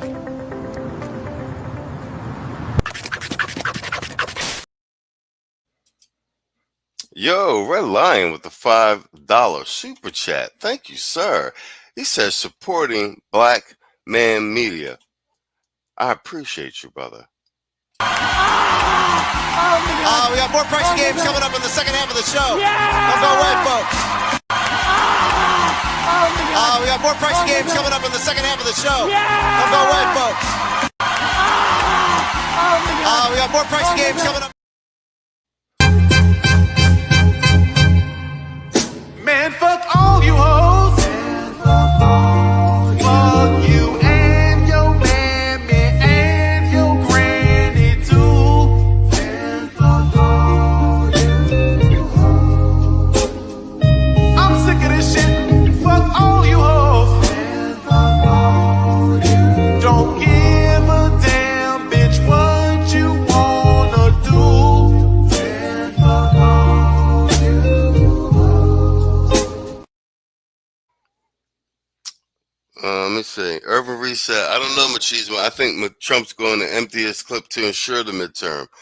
No, I mean, he's going to empty his clip in terms of achievements. He's trying to close. I think he's going to try and close as many of these trade deals as possible. And also, on the way it's looking, try and have Powell out of there by the midterms. Get the Fed chair out so he can get these goddamn interest rates dropped. He wants these interest rates dropped before the midterms. These interest rates drop before the midterms, stuff loosen up a little bit. I think we're going to sweep the midterms. And then after the midterms, I think he's just going to take heads. I think you're going to start seeing people get locked up because, you know what I'm saying? He could play them power moves like he wants to. I think what he's doing, it's a smart strategy. And truth be told, you know, when you're president anyway, I mean, you really technically only have like the first 2 years to get anything done because, you know, you got midterms coming up, and then right after the midterms, if it's your first term, you're already starting to gear up for re-election again right after midterm. So you really only have 2 years as president. You understand? Like he figured that out his first term. So my man came in with a plan. Now let's get back to good old Vic. Some examples. Usually tariffs are not a source of revenue because traditional economic orthodoxy says that whatever revenue they generate, they decrease GDP by inflicting a tax on goods. But yet we don't know what the profit margin is in these countries, and perhaps the tariffs are not resulting in rising prices. At least they haven't in May and June, which suggests again that the Germans or the South Koreans or the Chinese were making so much money by exporting to the United States while protecting their own industry and piling up surpluses that they could pay tariffs and still remain in our market at a cost competitive. Yeah, well, the craziest thing about all this, a lot of these experts don't want Trump to be right because it makes them look, it invalidates them because they're moving on they've become conventional wisdom, a lot of conventional wisdom that is no longer applicable in this current state of way. And leading up to the election with the tariffs, and this is before he won in November, I was saying to people, Trump did a sit down at Bloomberg with at the Finance Council, and he went head to head with a well-respected economist about tariffs, and it was a room full of all finance guys and economists, and Trump handed him his head about tariffs. So you got to remember, Trump's an international businessman. He builds all over the world, and I watched it, and I told people to go and check it out. And like when he explained it, I was like, it made absolute sense. Trump's really good at explaining things in a way that like a 5-year-old could understand, right? So all of this is already in public, you know, domain. His tariff theory, and he also did his research. So all this, everyone acting all shocked now that we've actually got this quarter a surplus in the treasury, and we haven't had a surplus in the treasury in friggin' decades. Is like, yeah, it's a no-brainer. Like, He told you what he was going to do. He did it, and it worked. Competitive profit. The result is that we're getting $26 billion a month and higher. No one anticipated that. Scott Bessent, the Treasury Secretary, said, in theory, the year could end with a third of $1 trillion, $330 billion. That's almost 5% of our revenue is coming from tariffs, which we thought would be impossible. Another impossibility is, well, yeah, once again, bro, anyone who's been paying attention, Trump laid this out before he was actually even president. And that's actually how he got Scott Bessent to be his Treasury Secretary and to get on board. And I forget who the other guy is. Trump basically laid out the theory to him. They're all all these guys come from the world of finance. Scott Bessent's a billionaire. He was part of George Soros's original quantum fund. I keep saying that. Like when he was a young man, like they made their money a long time ago. These guys are all billionaires.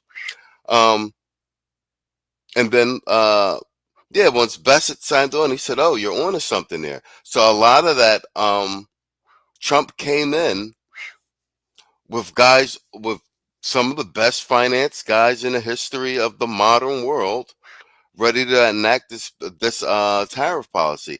And they'd already done the math. They'd already done the math, and how they negotiated the tariff rates up and down. Even Victor being, they're surprised that there's a surplus in this dollar amount. This is close to the dollar amount that Bessent and Trump quoted when they were originally pitching these, and everybody was pushing back on it. The only person that got it right was Kevin O'Leary. And there's a video on the channel that I put a compilation together of Kevin O'Leary arguing with everybody and arguing why the tariffs were going to work. It's not a very complicated, it's not like a very complicated event. Usually, we're running a $2 trillion debt. That's what we were usually told by people. But in the month of May, there were more federal revenues than there were debits. And that was a result of the... Brother Z, you said, is that interview on YouTube? Yeah, that's where I saw it. I'll actually try and Google it, and then I'll put, you know what? I'll put it on the community tab. But I had said that a while ago, when I was arguing in favor of why I thought the tariffs was going to work, and it's not like I knew. I watched him debate this economist, and he did so. He got a standing ovation. Trump got a standing ovation. Do you know what I'm saying? He got a standing ovation. Basically he made the economist tap out. Which interview? I think you had Quiet Storm. Which interview? I think you found the interview, Quiet Storm. I think he dropped it in the chat one of these times. And I have the Kevin O'Leary tariffs video I put together. That's on this channel. And this is before all the money started coming in. I basically put the video together because it was all this tariffs, and I heard other content creators being like, "Oh, the tariffs are going to," and I'm like, they're idiots. They don't know what they're talking about. So I put the video together just to have a point of reference when I argue with somebody later. Be like, refer to the Kevin O'Leary video, idiot. Do you know what I mean? And like I said, this is playing out. But no, I'm gonna try and find the interview, Zeke, and then I'll post it on the community tab and everything. But that's what sold me on the tariff thing. That's before Trump was even elected. Doge cuts and the tariffs and the seasonal increase in federal revenues that come through taxation and other charges against the private sector. Everybody said, well, May's always a good month. It's the one good month of the year, but we haven't had a surplus. Storm, was it after the election? All right, maybe it was right after the election. Okay, maybe it was after the election. When the one where he debates the economists. It was either at the Bloomberg building or it was sponsored by Bloomberg, but it was But it was him debating the economists, and it was a room full of economists. It was like an economic forum, and Trump debated him live, and he got a standing ovation afterwards. And they were arguing about tariffs, and Trump was arguing about how his tariff policy was going to work. And basically, the economist was, and it was a well-respected economist, was basically making all the arguments that everyone makes in the press about why it wouldn't work and blah. And Trump kept saying, like, yeah, that is true, but that's how people have. But that's only true if we apply tariffs the way people have traditionally applied them. He was like, he's going to be applying them from a negotiation standpoint and from a revenue generating standpoint. So he actually laid out his strategy in public. So I don't know why everyone would. Well, I do know why everyone's acting all surprised. It's it's a media smear. But yeah, all of us that been rocking from the beginning, like none of this is a surprise to us. Since 2017 in any month, which is kind of strange if we're going to run this huge $2 trillion budget deficit. And while we're discussing it, more money is coming in than going out. And we have this known unknown about tariffs, then something's up. And that something's up is amplified when we look at the foreign investment. We were told 4 trillion, 6 trillion, 8 trillion. That's a phenomenal number. Nobody has ever had $8 trillion of foreign investment in the United States in 1 year.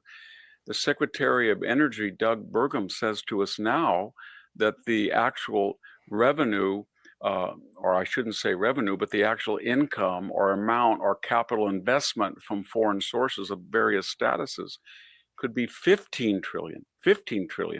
Economists have ratios for each $1 billion in foreign investment, depending on the nature of the foreign investment, the jobs created. If this were true, it's a phenomenal number. He also said something that was quite striking, that the value of U.S. assets that have been on tap, natural gas, coal, oil, timber, rare earth minerals, is somewhere between 100 trillion and 200 trillion. Now, we don't want to exploit and plunder our countryside, but it's something to think about, that if we were not buying rare earth minerals from China, and we probably may not be, or we had a mechanism to tap our coal and use it cleanly to help generate the electricity for AI, this is unusual. This is crazy. $15 trillion of foreign investment, $200 trillion of unrealized assets. And remember that the $15 trillion is coming from people who were not. Brother G said, I found the debate on Bloomberg from 2 months ago, his first 100 days. Maybe that's it. Drop the link in the chat.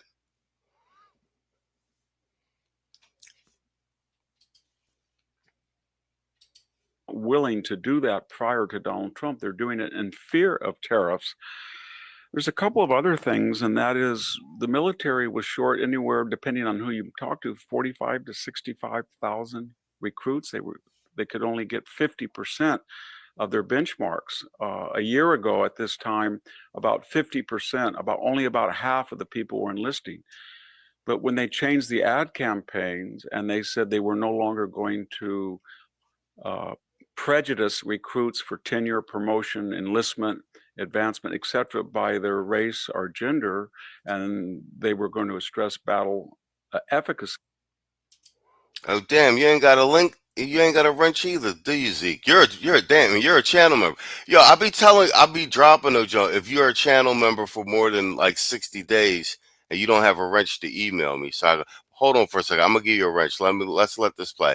It didn't even occur to me, bro. You remember, you ain't even got a wrench. All right, I'll give you a wrench. Hold on for a second, bro. Once again, if you've been a channel member for more than 60 days, email me or hit me in the comments so I can give you a wrench. All the people that have wrenches, they're all day ones. Once we got monetized, we put the membership policy in because we was getting all these weirdos trying to get the channel struck. See, all of a sudden, recruitment soared. Nobody thought you could do it in 6 months, but in less than 6 months, the military went from We're short 50%. We don't know what to do. Maybe it's gangs, maybe it's tattoos, maybe it's drug use, maybe it's obesity, maybe we're competing to, I don't know what happened, but all these people have enlisted, and we all know what happened. They stressed what the military is for in their ads and communications, and they got what they wanted.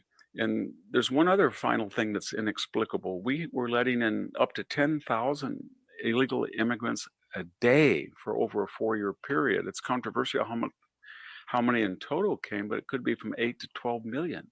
So when Donald Trump said he was going to offer a self-deportation, you get $1,000, you get your way paid for, and you can apply for legal immigration at some future date. If you don't do this, you're disqualified for 10 years. And then the big beautiful bill will continue the wall. Zeke, type something in the chat. You should be wrenched up.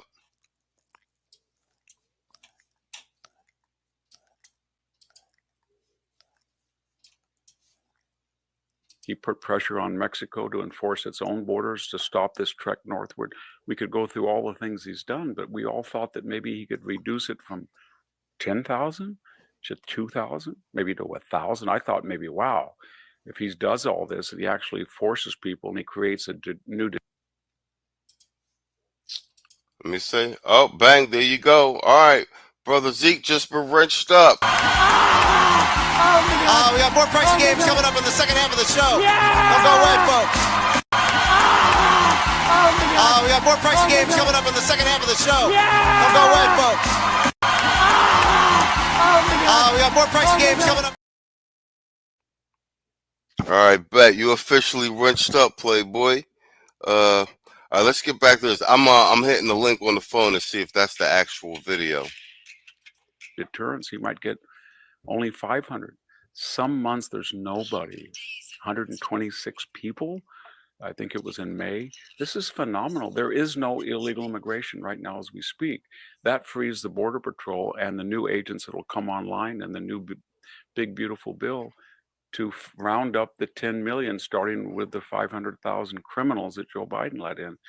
Add it all up, and the orthodoxy, the conventional wisdom about tariffs, about foreign investment, about our assets that are unrealized, about military recruitment, about illegal immigration, they've all gone with the wind. We're in new territory. All the perceived wisdom is ignorance, and nobody knows what is what, except we're in a very exciting period. If $9 trillion represents the market capitalization of all of Silicon Valley, you can imagine what 10 to 15 million would do to this country.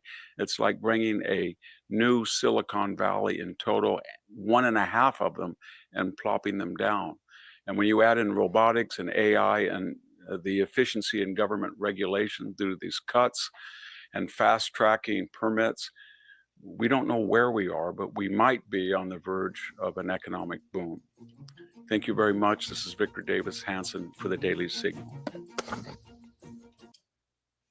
All right, bet. Okay, guys, bet. Here I'm on my phone searching it. I put in, yeah, this is it. Put in Trump debates tariffs at Bloomberg.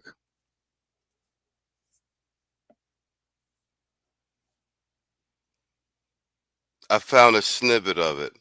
I'm on my phone, but I'll bang, here's the full interview. It's Bloomberg podcast. The title is Trump Talks Tariffs, Immigration, and Fed. Full interview. And it's at it was at the Economic Club in Chicago. Got it. I got it right here on my phone. I'm gonna when I get off the stream, I'm gonna pull it up and I'm gonna repost it on the community tab. Oh, okay, I see you. Zeke with the $5 super chat. He said, "Rich gang, F all you hoes." Hell yeah, man. Man, fuck all you hoes. Fuck you and your mammy and your granny too. And fuck all you hoes. I'm sick of this shit. Fuck all you hoes.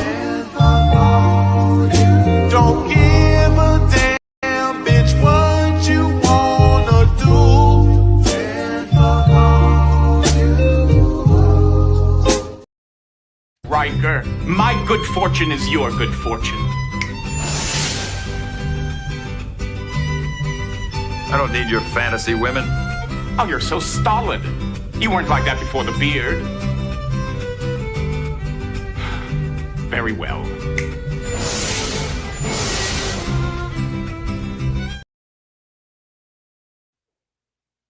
There you go. There we go.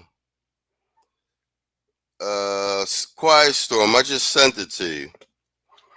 I'll repost the YouTube link on on the community tab, and if Storm gets it, he could drop it in the in the chat.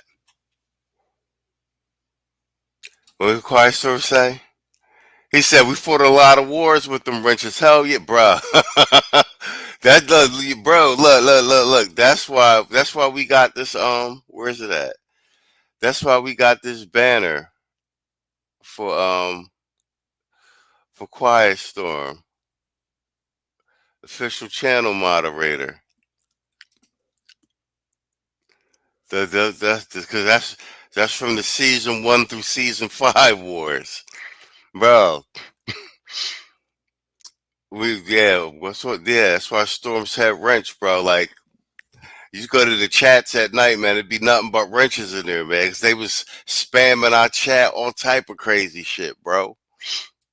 Now we come a long way, man. Oh yeah, no, yeah, we fought a lot of wars from the joint. That's why we got that's why Storm got his own drops. That's why Storm got his own drops up in his joint.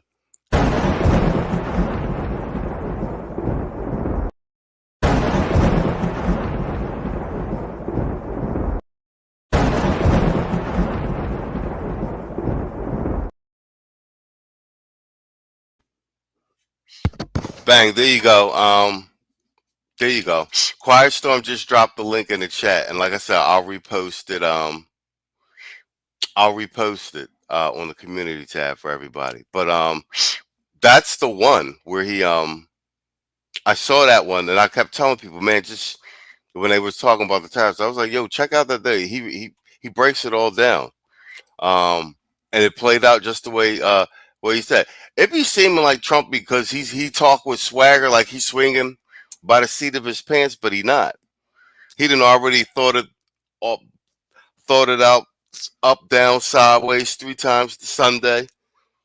Ran it by some experts and everything else. You know what I'm saying? And that's why he be out here talking reckless, because he already know what the outcomes are. You feel me?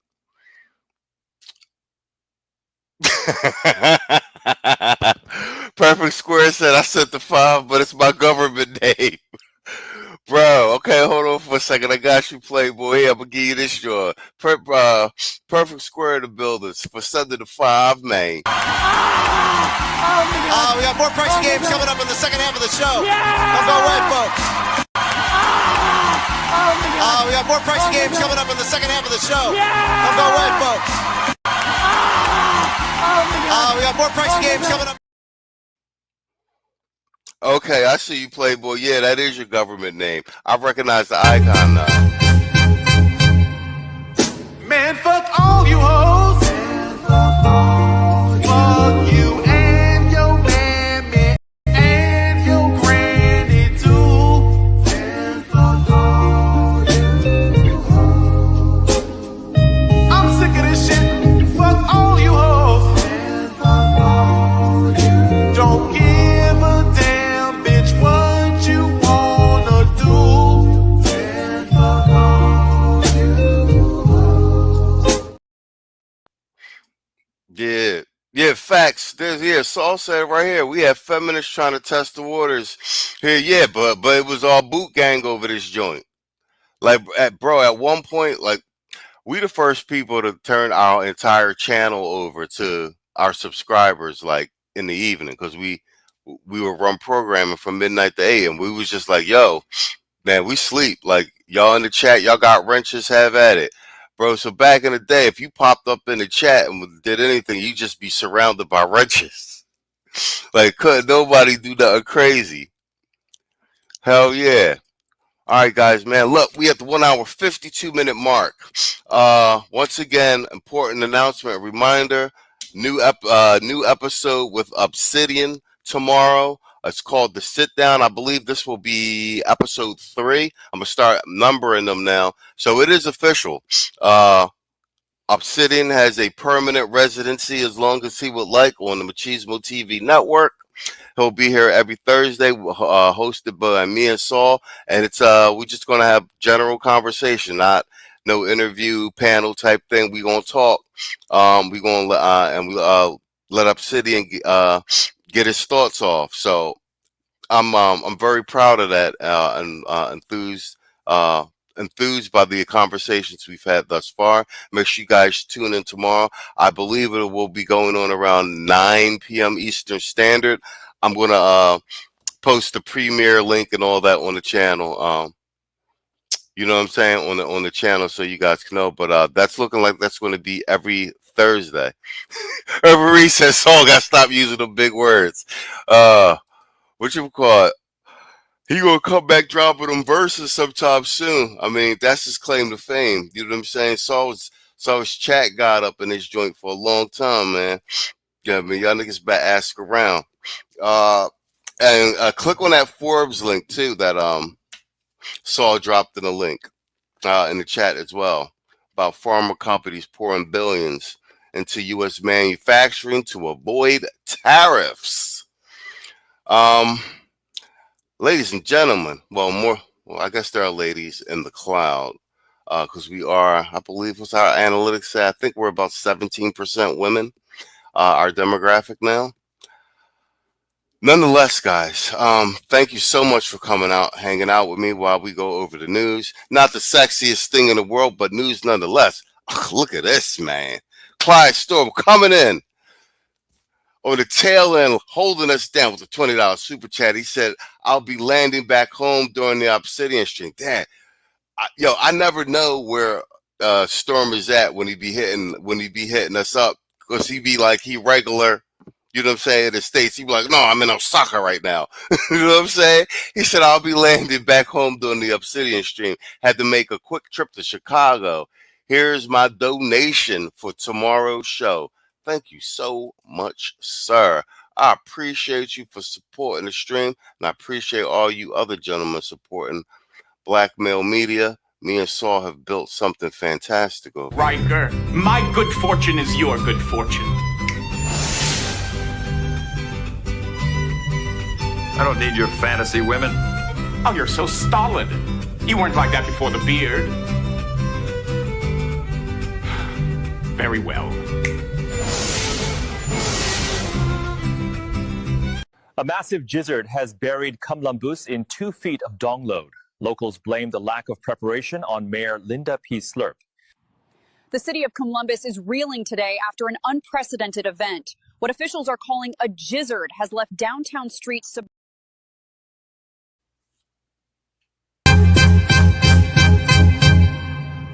Man, fuck all you hoes. Fuck you and your mammy and your granny too. And fuck all you hoes. I'm sick of this shit. Fuck all you hoes. And fuck all you. Don't give a damn, bitch, what you wanna do. And fuck all you.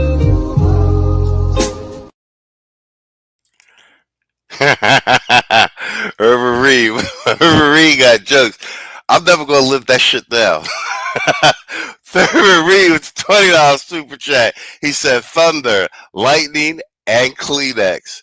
Hey, it might be another one of them sometime soon. We got more pricing games coming up in the second half of the show. Don't go away, folks.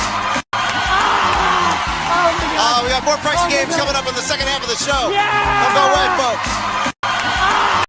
In a shocking development, the federal government says being broke is allowed, but if you're broke and glowing, you are officially now a suspect. You can't be glowing more than your financial status. Look your problem.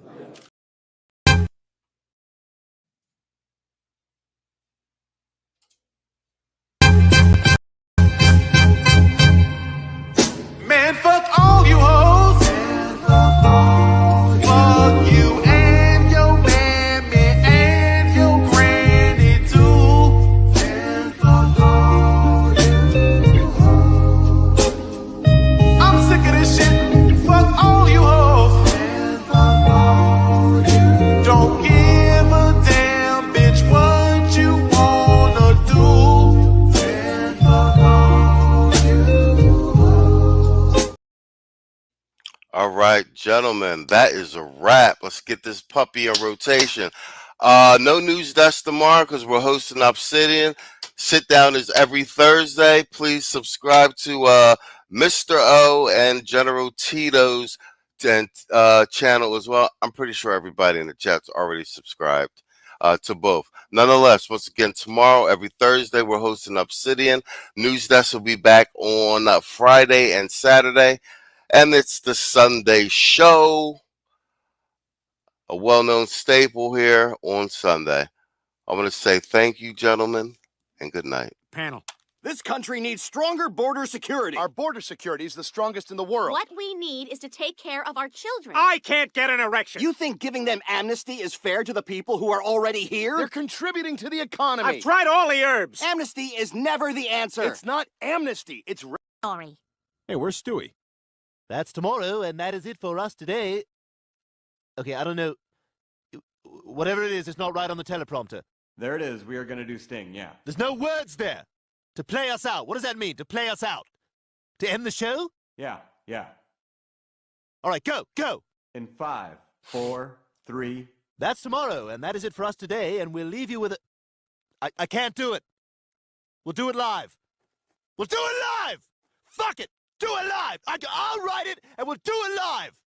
Fucking thing sucks! In 5, 4, 3. That's tomorrow, and that is it for us today. I'm Stewie Griffin. Thanks for watching. We'll leave you with Sting and a cut off his new album. Take it away.